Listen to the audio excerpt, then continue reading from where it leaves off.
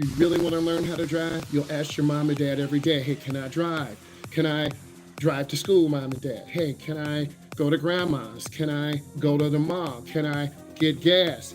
Ryan will say, hey, it's important that Ryan pays attention, right? Because I'm talking about something really important.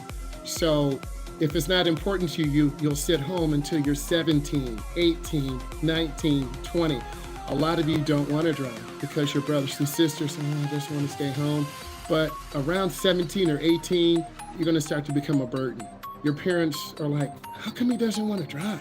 How come she doesn't want to drive? And then they're worried because around 17 or 18, you're going to graduate from high school.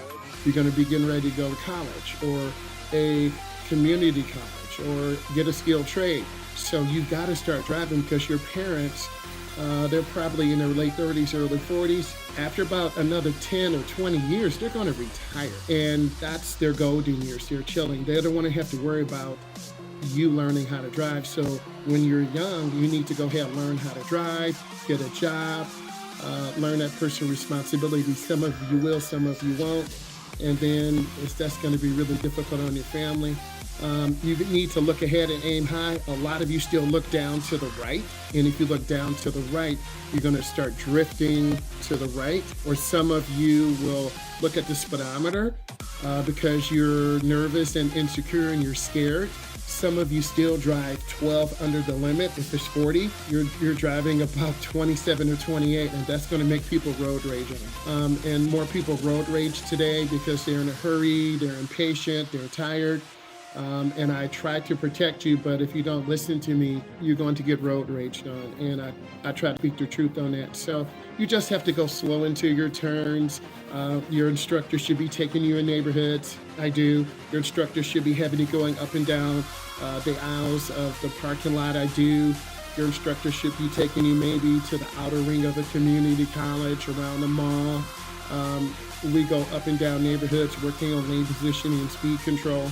Those are some of the things we first do in our early drives, and it just takes a little bit of time. And if most of you are patient, you'll get it.